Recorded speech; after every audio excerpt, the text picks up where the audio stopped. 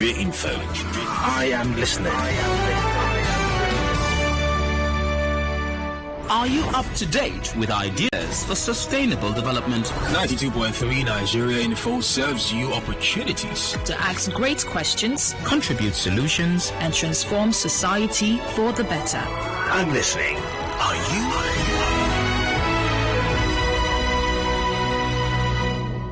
And now, Hard Facts. Hard Facts with Dio.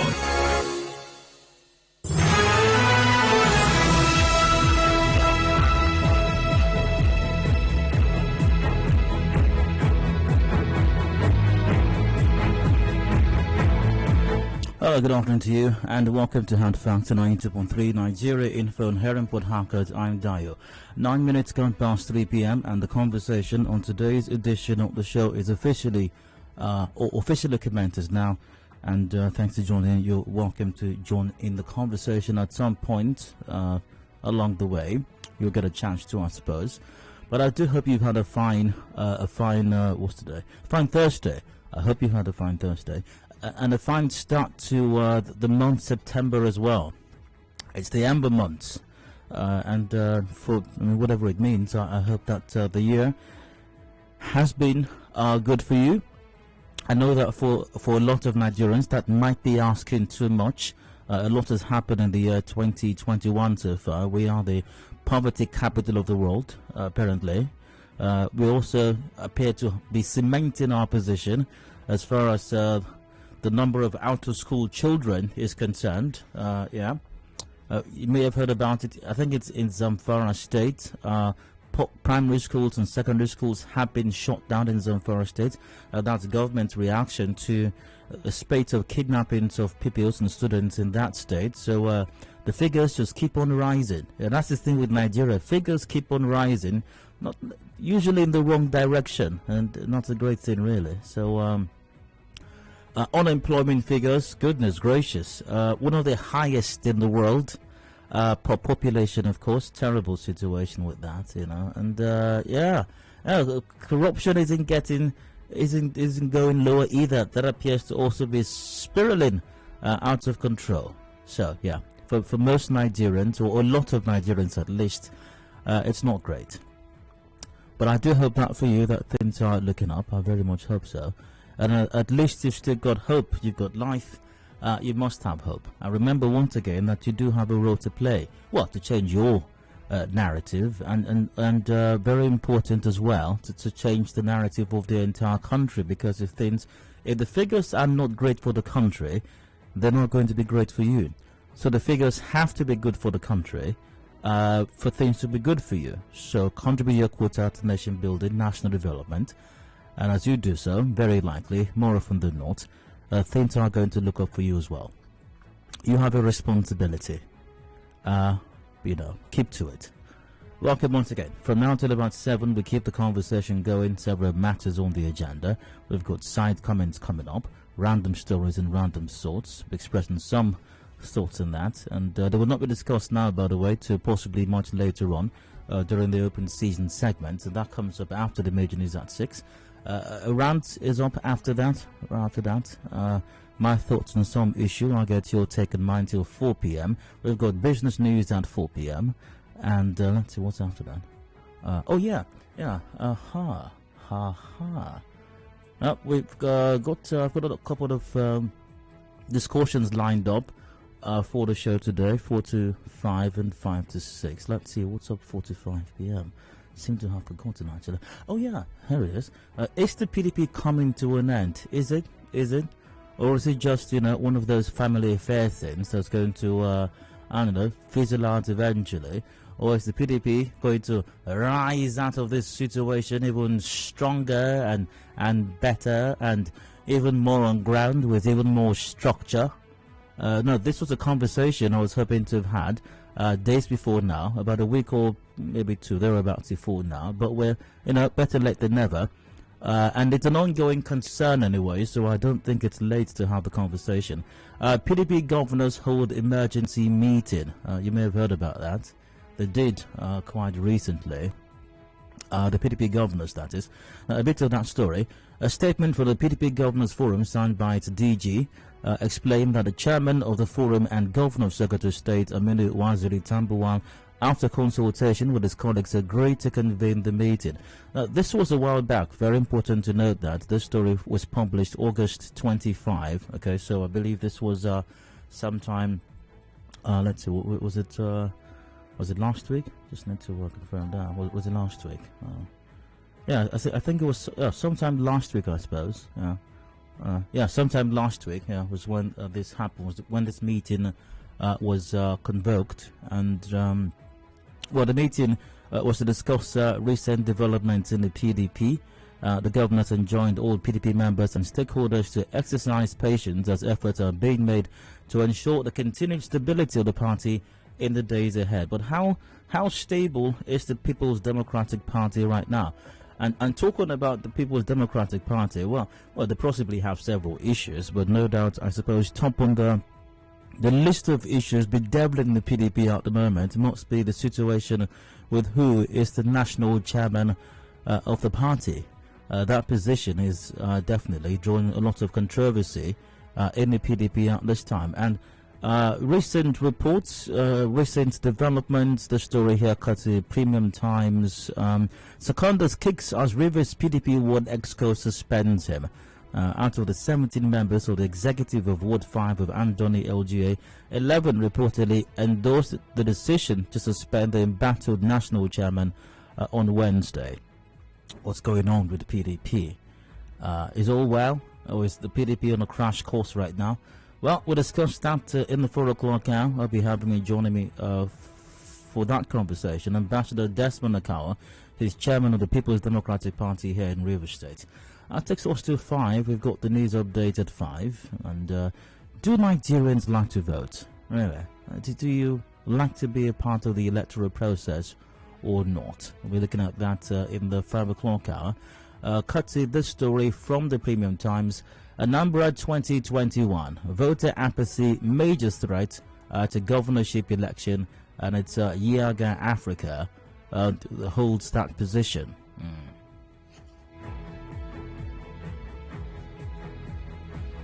Now, a bit of that story as well. An independent election observer group, Yiaga Africa, has predicted that poor turnout of voters will pose a major threat to the success of the November 6 governorship election in Anambra State. The group said this while briefing reporters in Awka on Wednesday as part of its pre-election monitoring activities in the state. A board member of Yiaga Africa, Ezinwa Nwagu, said there were no visible signs to suggest that insecurity would hamper the election. Mr. Nwagu said the trend where no winner had emerged with more than 300,000 votes in Anambra, which had 2 million voters since the beginning of the Fourth Republic, was ugly and unfortunate. So you got 2 million voters and just about 300,000 turn out to vote in the Anambra governorship elections. That definitely is ugly and unfortunate indeed. So, what exactly are the concerns of Nigerians as far as the electoral process is concerned? Do they like to take part in it? If they don't, why don't they like to take part? How have Nigerians lost faith in the electoral process? What exactly are the issues? And why should the electorate, the Nigerian electorate, be concerned with the electoral process? These are other related matters as far as the electoral process in Nigeria, and also the matter of the ongoing continuous voters registration exercise across the country, and yes, including here in Rivers State, will be matters of discourse during that hour. I'll be having joining me for that conversation Gabriel Prince, who's program officer of Yiaga Africa. That takes us till about 6 p.m. We've got headlines 5:30, major news at 6. And then afterwards, open season. If you miss out on any matter discussed on the show, I'll take your thoughts at that time to about 7 when the show comes to an end. Pretty much that's the show today. If there are any changes, you'll be the first to find out. Simply stay tuned. You can watch the proceedings on the show today as usual via Facebook. We are live there on. Just go to facebook.com/Nigeria Info PH, and remember to like our page while you're there. Also youtube.com, just search for Nigeria Info PH. You can also watch there as well. Let's get the conversation going right now with today's side comments, random stories, and random thoughts that caught my attention, which once again a reminder will not be discussed right now. Let's start from this story. Okay, from outside River State. Let's start with this one. Interesting story I saw earlier today. Where is it? It's here somewhere. Oh, here we are. Governor Adedayo pushes for legalization of marijuana in Nigeria. Now, Adedayo says Nigeria is missing out at a huge revenue generated from marijuana. Governor Rotimi Adedayo of Ondo State has once again made a case for the legalization of marijuana in Nigeria, but strictly for medical purposes. Yeah. The manufacturing, distribution and use of the psychoactive drug are completely banned in Nigeria, but the governor says its deployment can be controlled for certain purposes. Now, I don't know if marijuana, well, maybe I have a personal opinion as to whether or not marijuana should be legalized in Nigeria, but I'm not going to express that opinion, at least not for this conversation. But however, I just couldn't help but wonder if marijuana were legalized in Nigeria, even if it were for medical purposes strictly. I mean, with the quality of leadership we have in Nigeria right now, in the Nigeria that has marijuana banned, imagine if it were made legal and our leaders were smoking it. Just take a moment and ponder that. I mean, who knows what they're doing right now? I don't know. But just imagine a Nigeria with marijuana legalized and our leaders can maybe even publicly do it. Goodness gracious. Just ponder on that for a bit. Alright, sure. Other things that caught my attention on the news today. Parts of Port Harcourt, the River State capital, are flooded today due to heavy rainfall. Our correspondent reports that Hospital Road, parts of Ngboba, NTA Road, Oluwabasanjo Road, Woji Road and other parts of GRA are all flooded. Recall that the flood outlook for the year mentioned Port Harcourt City local government area among other local government areas in the state to experience flooding. Now, understandably, there are certain parts of the state, due to the geography, the topography, and all the other fees, that are inevitably prone to floods. There's not very much we can do to prevent it. We can mitigate the impact in the lives of the people there and in those communities, and don't mind that we are not doing that anyways. But you look like you look at parts of Port Harcourt City, or parts of Obiakpo, especially the city parts that experience this flooding, and you realize that there are no major water bodies, or in some cases any water bodies around, even for several kilometers, even miles. And you wonder, I mean, we could do without this. This actually could be prevented. And you don't need to set up a 7-man committee or panel to figure this one out. We've got several issues with waste management, for example. It's a major issue. And I've said this before, waste generated will go somewhere. People are not going to stock up waste in their homes. It's not going to happen. So it's going to go somewhere. They're going to dispose of them somewhere or another. And River State needs to set up a proper waste disposal and management system. What we have right now is anything but proper, or even decent for that matter. Right now we've got people dumping their waste, their refuse, along the medians of roads, even major roads and highways in Port Harcourt and River State. And it's raining right now. What's going to happen? Very, very likely the rains are going to wash some of these refuse and waste into the gutters and drainages. They're going to get blocked. Eventually, inevitably, we're going to have the floods. So we need to work on that. We need to look into setting up a proper waste collection and management system, and it might mean that people will have to pay for their waste, and there's nothing wrong with that. You can make it extremely affordable, but people will have to pay something to have their waste collected and properly managed. This idea that it's a social service, I think is a wrong one, and government needs to change that perception, really. We cannot be telling you everything. Wicked is it wicked? I will go to the house and go, no, the people have to what will the people do? What? So even if they put it in a bag and properly tied, where are they going to drop it? How is it collected? All of these things matter. The government doesn't have a proper system in place, and you are saying the people, they be dropping. No, we will not go to the house to go and collect the refugees now. Yeah.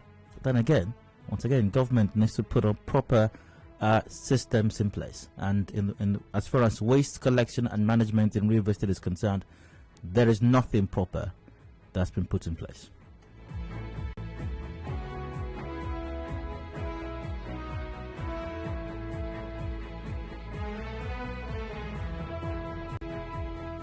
Oh, let's see. What else caught my attention on the news today? Let's see. Oh, yeah. NLC. Oh, yeah. The NLC has threatened to embark on a strike if the federal government implements the proposed increase in electricity bill. Labour reminded the Minister of Labour and Employment, Chris Ngige, about the agreement they reached on September 28, 2020. They had agreed to freeze further increases in tariffs until the committee concludes its work and its report adopted by all the principals in the committee. The threat followed speculations that the 11 power distribution companies have received approval to slightly increase tariffs from September 1. By the way, there's nothing speculative about it. The discos did receive the approval to, I don't know what they mean by slightly, well, to increase the tariffs anyways. And Labour can huff and puff all they want. Reminds me of that story from that children's book. I think it was something about the wolf and the three pigs. Is that the title? Something like that.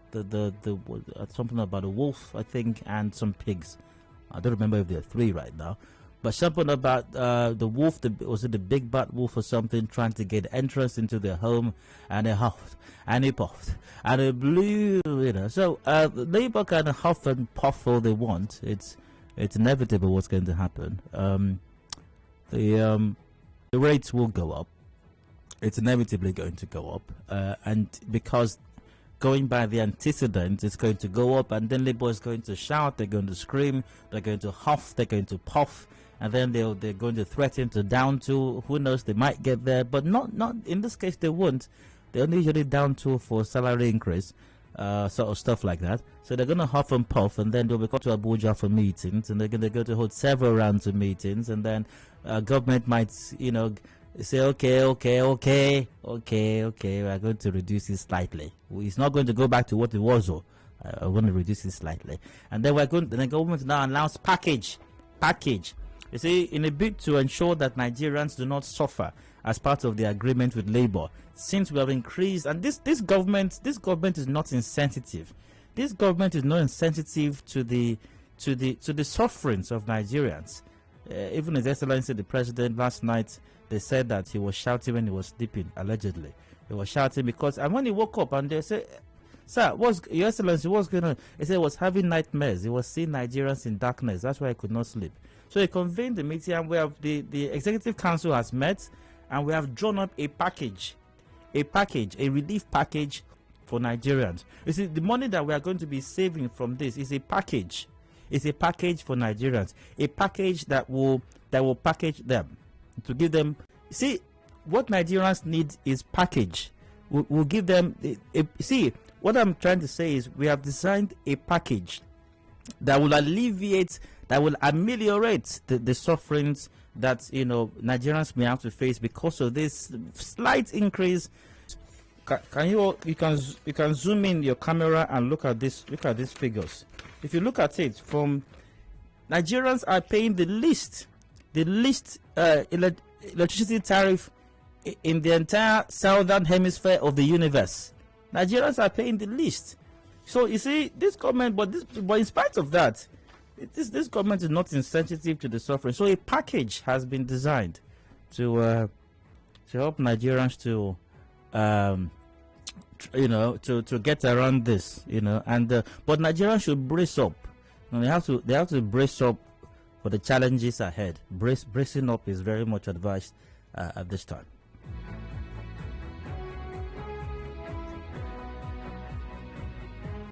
All right, so let's see what else caught my attention. Some excellency ministers got fired. That's bad for them. Oh, goodness gracious, that's very bad for them. What's going to happen to their families and their loved ones now? Oh, goodness. Oh, I feel for these ministers who have been fired. How are their children going to cope? How are they going to manage now in these very trying times when the electricity tariff is going to go very soon? The children of these ministers, how are they going to manage now? How are their wives going to, how are their dependents, their brothers and family members going to survive this very trying period? I feel for them. And a draft national policy has been approved for internally displaced persons. The policy provides a platform for actors in humanitarian and development space to help achieve the set goal.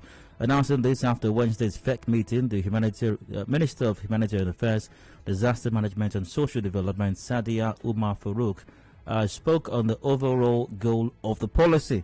Let's hear what this minister had to say. She must be very excited right now. At least she still has a job. So her family is they're still good, at least for now. And with the approval of this policy, a multi-sectoral structure will fully emerge, which should ensure a coordinated, operational and strategic response to all the humanitarian challenges our great nation is facing, and providing practical and actionable solutions that will resolve internal displacement in the country. What I'm wondering is, well, maybe it's a good thing they're doing this, but what I'm wondering is, we've had cases of IDPs, internally displaced persons, for years now, over a decade even. So I'm wondering, how come we're just having this national policy for IDPs, and it's even at draft level right now? I'm wondering. And we've had IDPs for how long in this country? The other day, one honorable senator went somewhere, was crying. It was crying. I say, enjoy. Man, it's disastrous, really, quite disastrous. And they said we spent. She said about 3 billion naira has been spent on several mediation programs for IDPs. 3 billion. Wow. Oh well. And Minister of Works and Housing, Babatunde Fashola, said council approved the completion of the dual carriageway at the cost of over 79 billion. And but that's not the worst part. So that's not the bad thing. He talked about some work for some roads, some road that was bad, and Mr. Fashola was told about the failed portion of the Lokoja Kaba Highway. He blamed natural causes, which he said are usually prevalent during the rainy season. He, however, said FEMA was mobilizing the site to fix the portion. Mr. Fashola regretted that there is no provision in the federal budget for the Works Ministry for maintenance and repair of roads. Here's what the minister said. Nobody that I know in the transport sector rests easy during bad weather. And so this is our very, very difficult season as we go through the rainy season. And this is the context in which to locate Lokoja Kaba. It's a failure caused by nature and aging. And again, an opportunity to share with you what we have. We expect that these things will happen, but we don't know where they will happen every time. So we've been proposing that Nigeria should have an emergency provision in the works budget, but we haven't been successful enough. There must be a contingency, a sizable sum, because when we see failures, last year we had a problem like that in Kebbi where roads were washed away. We couldn't respond because we didn't have the resources. But we will lean on FEMA. Your Excellency, if I may, I'm a bit surprised because Your Excellency the Minister. Now, allegedly, we don't need to fix this road. Why is it 10 roads for? We don't have to. So, Your Excellency the Minister, the road will go bad. It must go very, very bad. Then when the road is finished, then we'll re-award the contract again for somebody else, a multi-billion naira contract, as part of our commitment to the people to give them roads, to give them projects. You see, that's how these things. Your Excellency, why are you talking as if you are just a newbie, a new boy in this thing that we are doing? Why should the ministry have a budget to maintain roads? No, if we are maintaining it, the roads will not go bad. They will not finish. The roads will not finish if we keep maintaining and fixing them and ensuring that they are proper for people to use. No, Your Excellency. Before you know it, all the roads will be good. What are we going to be awarding projects for again? So, Your Excellency, allegedly supposedly, they have to be bad. Whether by natural causes or whatever. It's God that did it. It's God that gave us rain. So God knows how He wants these things to go. So they will go bad. When the roads have completely finished, then we'll award it again. A multi-billion naira contract.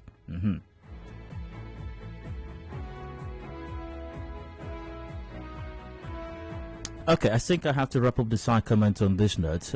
Goodness, quite some other stories that caught my attention, but I am pressed for time, so that's it for side comments. I go on a break, and when I return, there's a rant coming up, something in my mind. I'm expressing some sorts in it, and I'd like to get your take on mine as well. Till about 4 p.m. Do please stay tuned. Hard Fact. Okay. Okay. Hard Fact will be back in a moment. Do please stay with us.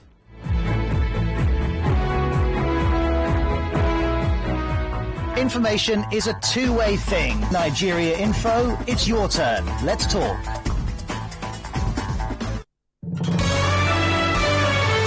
Are you running late and can't make it down to our Rumorsi office to book your commercials? Don't worry, because you can take advantage of our marketing office inside Port Harcourt to book your commercials. It is located at Shop 9 Mediatrix of All Graces Plaza, opposite FIRS Stadium Road, Port Harcourt. You can also call our sales rep on 0817-001-8162. That's 0817-001-8162.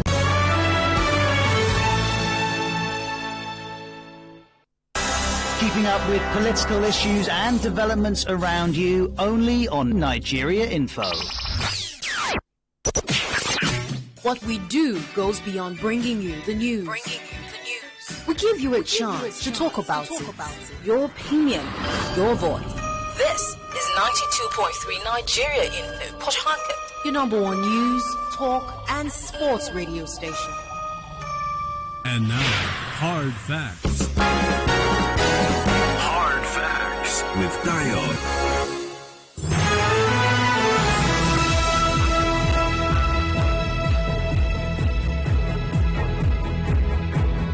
Welcome back. It is Hard Fact to Nigeria Info here in Port Harcourt. I'm Dayo. 24 minutes ago before 4 p.m. I'd like to rant for just a bit. I've got something in my mind. I'm expressing some thoughts in it, and you're welcome to express your thoughts in mine till 4 p.m. Now, this one we can discuss and we'll discuss. You might remember yesterday on the show, I think it was, it had to do with the rant yesterday. I was talking about how Nigerian leaders, well, maybe the majority of them, have certain characteristics, qualities, features, if you will, and never taking responsibility. Somebody else has to be blamed, or something else has to be blamed, especially when things go wrong. But whenever things go right, of course, His Excellency or the Honorable must be worshipped for that. But when things go not right, or when there's a failure of government or leadership, somebody else is to be blamed for it. And you might consider today's rant maybe a follow-up of sorts to that. But one thing is this. There is a Nigerianness. There's a Nigerian ideology. You know how it is done. There are certain ideologies that may have been propagated in a particular country, or certain world leaders are noted for. And people over time identify that individual, and maybe it becomes a style of leadership or governance in that country, and others kind of take a cue from that, and they're following up with that, and they're working with that, well, congratulations, because the Nigerian ideology, the Nigerian system, the Nigerian way of doing it, the Nigerian factor, let's call it that, the Nigerian factor is fast gaining grounds. Yes, you can be proud of that. We're not only exporting oil in Nigeria or from Nigeria, we're also exporting an ideology. We're exporting a leadership style, a leadership system, a Nigerian leadership way of doing it, how we do it here. Apparently, it's spreading to other parts of the world also. And I have a feeling that there are leaders of other countries, especially African countries, that look at Nigeria and ask themselves, how do they do it over there? How do these Nigerian leaders, how do the honorables and the excellencies do it over there? Me over here, I'll just buy one car, and then there'll be mass protest everywhere. and young people will jump out and start shouting. Market women will lock up their shops, and old women will go about naked, and young men will be rioting all over the place. What is happening? What is going on? How do they do it in Nigeria? How? Here, they will just see my son just on one small holiday in Ghana. He didn't even travel outside the country. The next day, the headlines will be everywhere. President, governor's son seen splashing the nation's money on holiday. Huh? He didn't go to Paris. He didn't go to London.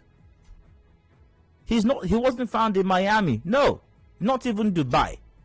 Just Ghana here. And they'll be shouting, and unions will be declaring strike. How do they do it in Nigeria? How do these Nigerian honorables and excellencies do it? How? That even the president's children, when they are getting married, is a national event. Governors have, their children, when they, houses here, Dubai, everywhere. They have bought the entire place. Some people have bought the entire states. How do they do it? Some people, in fact, they have their own allocation from the state treasury. How do Nigerian leaders do it? So apparently, we didn't realize that leaders in other parts of the world, especially African countries, have been wondering, and now they have been taking notes. They have been taking notes, and they are learning at the feet of their role models here in Nigeria. As this story indicates from the BBC, Zambian President Hichilema inherits empty treasury. Aha! That phrase sounds familiar, doesn't it? Empty treasury. Well, here's the story. Zambia's new president has told the BBC that he has inherited an empty treasury, while horrifying amounts of money had been stolen. Quote, people are still trying to make last-minute movement of funds which are unauthorized, which are not theirs. President Hichilema said. He defeated his rival Edgar Lungu in presidential elections last month. Mr. Hichilema did not name any officials. Exactly. You see, very important things to note here. When you come into office as a Nigerian leader, you see, this man is learning. You have to clap for him. One of the first thing you must do is announce that you have met an empty treasury. Very important, very key. You must announce that you have met an empty treasury. That has told the people who voted into office, don't expect anything from me. Because how am I going to fund projects? How am I going to fund healthcare? How am I going to fund education? How am I going to fund security? Empty treasury.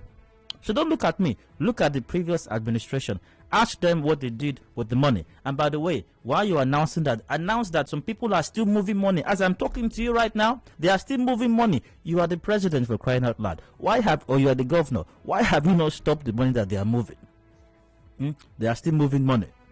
Now, also, note this one. Mr. Hichilema did not name any officials. Very important also, you must not name names. Don't name them. Just say previous administration. That's all you need to say. Do not say the ex-president who just left. No, that's a taboo. You must never do that.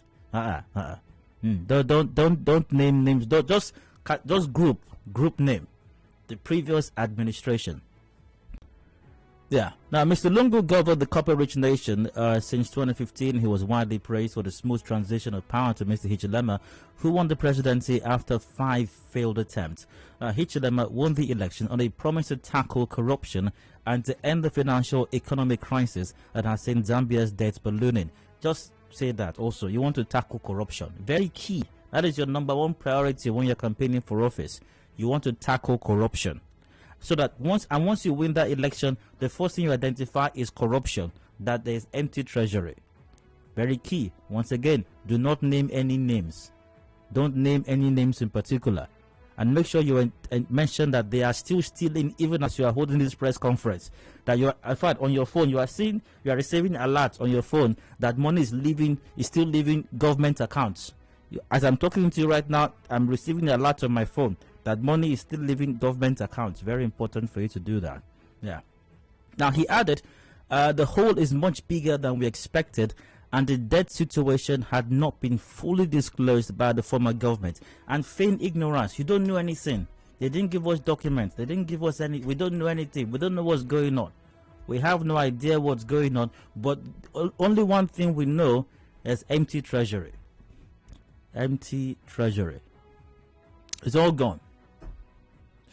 All the money is gone. They have taken away everything. So you see, this some of these other world leaders, especially of the African folk, are learning. They're now learning quite a thing or two from Nigerian honorables and excellencies. They are learning how we do it here, because once again they've been confounded over time. How this guy? Look at the mansions. Look at the nobody is. Look at how his children are lavishing, but nobody is. Look at nobody. I mean, what is going on here? So you see, it's very simple. When you're campaigning, tell them you want to flush out corruption. If you manage to win the election, tell them you have met empty treasury. Don't name anybody's name. Just say you met empty treasury, so that for the entire duration of your administration, while you are packing your own, you keep on blaming the previous administration. Don't name any names, and don't give an exact figure of how much was stolen either. You don't have to say, just say you met empty treasury. That's all. The exact figure that may have been squandered or looted is completely unimportant. Empty treasury covers it all. Don't name names. Continue doing what you are doing, and as the people get disoriented with your own leadership also, just keep reminding them. I remember when I came in, I told you I met empty treasury. All of you remember. Empty treasury. So what do you want me to do? Do you expect a miracle? When we came in, didn't we tell you that we told you we met empty treasury? Empty treasury. And when they see your son in Miami, in Rolls-Royce Phantom, remind them you were a businessman before you came into office. After all, you met empty treasury. And congratulations to all the other leaders who are learning a thing or two from Nigerian honorables and excellencies. On that note, I end my rant. I hope you weren't bored. Let's get your take on mine. Numbers are the same. Lines are open. We got 0817 923 0002, 0817 923 0003, and 0817 923 0007. Live on facebook.com/Nigeria for PH, and WhatsApp is on 0809 0306416.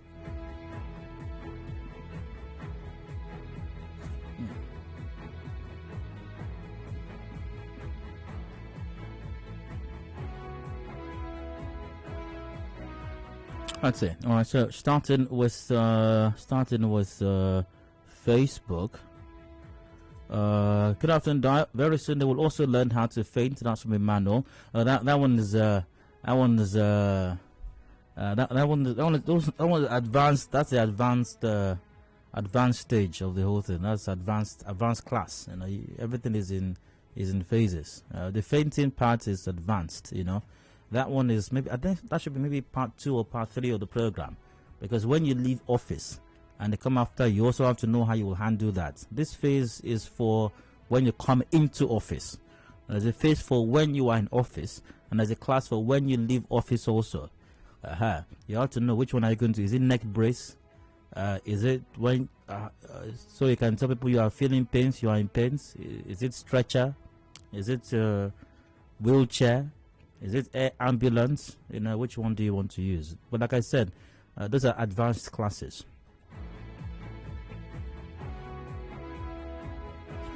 Via Facebook, Tony Fibika goes, that has been the continuous fraudulent slogan, all in a bid to siphon humongous sums of monies for themselves.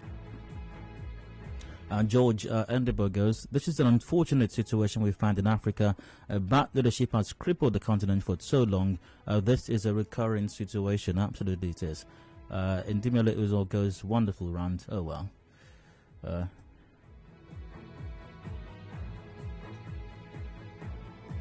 Hello, Dr. Welcome. Hello, Dayo. Good afternoon. All right, go ahead. Hello. Hello, you're welcome. Go ahead. Hello, Dayo. Can you hear me? Go ahead, please. Okay, I guess that wasn't working. Couldn't hear me. Do I have to take the calls myself? Okay, all right. Via WhatsApp, Di, good afternoon. Please, what's your point? Because if you ask me, there's a possibility that the man may have actually met an empty treasury. It's possible. That's Patrick from Rumekine. Patrick, I'm glad you raised that point that he may have met an empty treasury. You're right about that. Now, when you meet an empty treasury, what should you do? what you do is you identify how much has been stolen, or you give an idea because it just came in. The next thing you do is you set up appropriate systems and processes to identify how much has been stolen. You finger the people responsible for it, even if it's the immediate past president. You get an indictment, you get the person arrested and prosecuted, and you send them to jail for a very long time. That's what you do, actually. Well, it doesn't happen here, does it? Hello, Hard Factor, welcome. Hello. All right, go ahead. Hello. Hello, you're welcome. Please go ahead.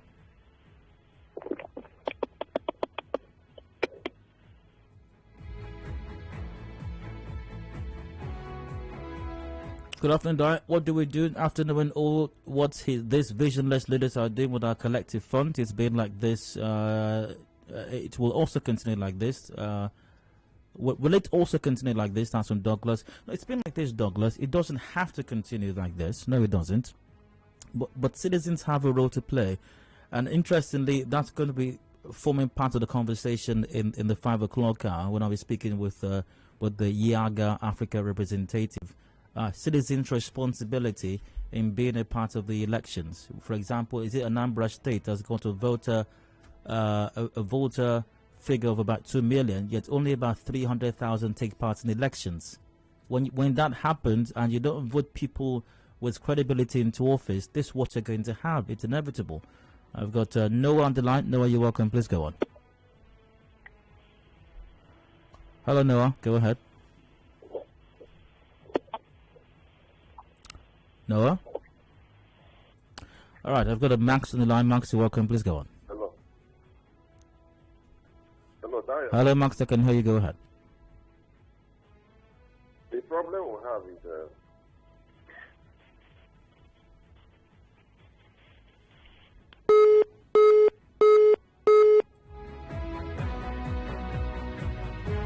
back to WhatsApp.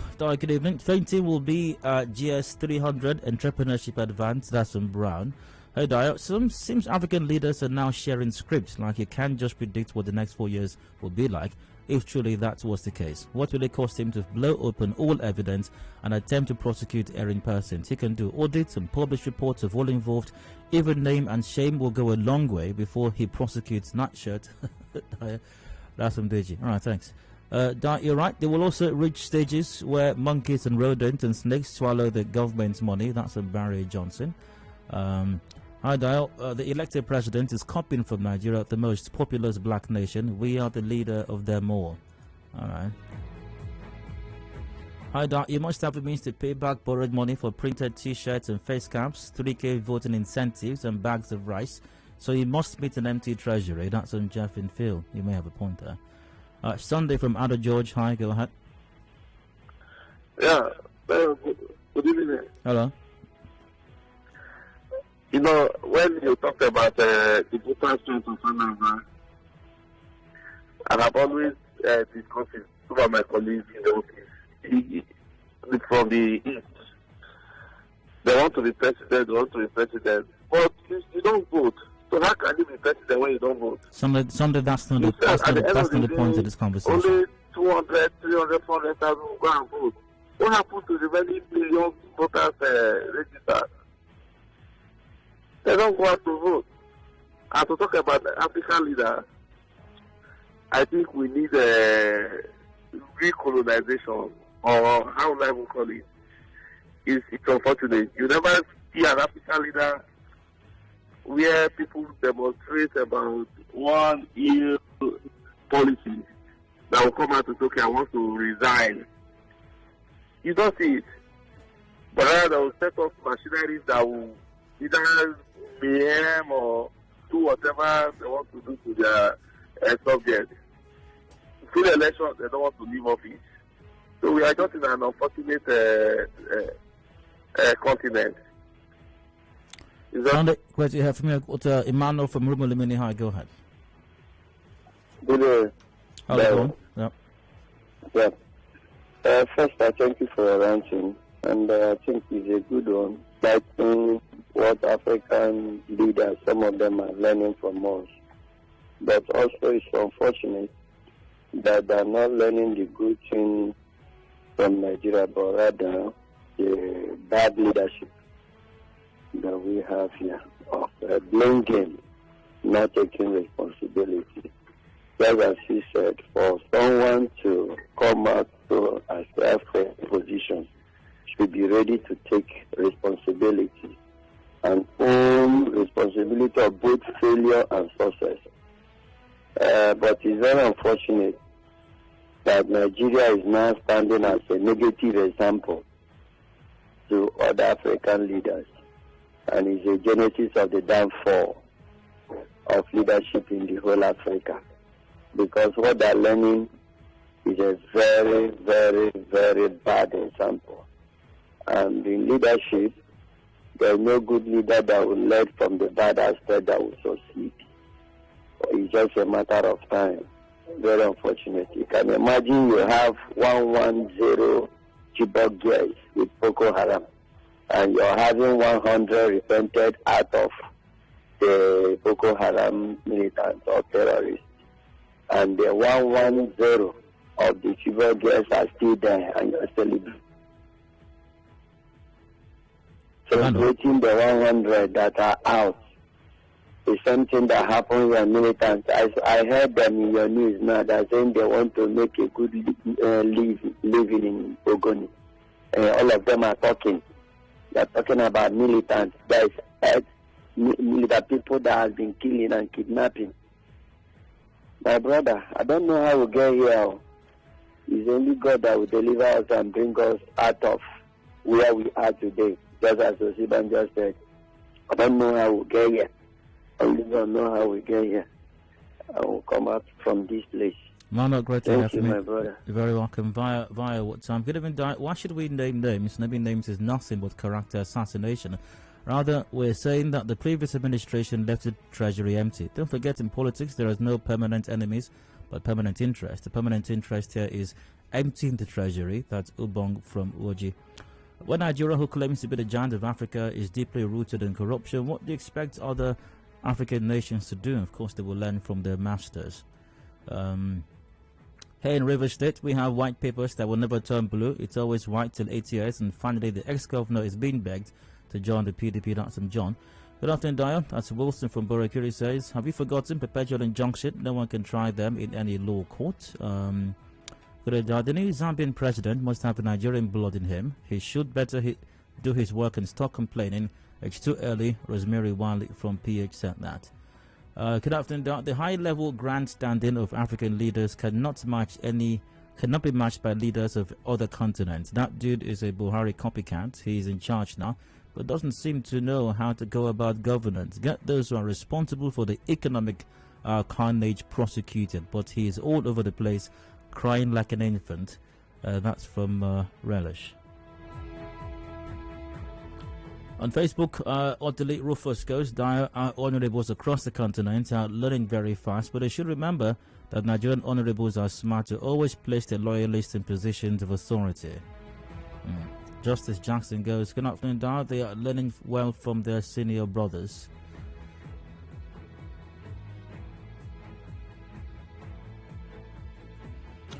Every African leader will complain about not seeing anything in the treasury because the mind of the person coming is eyeing the money, and when he is going to go, he will do the same thing. May God help Africa. Good Justice said that. I think I have to wrap it up right now. But the point is that we should begin to identify these narratives. We've been hearing them for so long, and we must know what they mean. We must know what they mean now. By now, we should know what they mean. Elections are coming up once again. You'll go to campaign grounds after wearing your t-shirts and face caps, and nothing tangible is being said. Things like, yeah, that's your money. They are still those people. Those people. Those thief. Those thief. Those thief. They're not be thief. Shebi, they be thief. They be thief. They be thief. And that's it. That you're standing at the campaign ground for hours. Besides the artist that's been rented to play hits music for you. And then when you win elections, they say empty treasury. We need to start growing up because we say they're infant. If we keep swallowing up this narrative. Nothing makes us different from them as well. It's about 4 o'clock. Business news comes up. When I return, how is the PDP doing these days? The chairman of the party in Rivers State, Desmond Ankawa, joins me to please stay with us.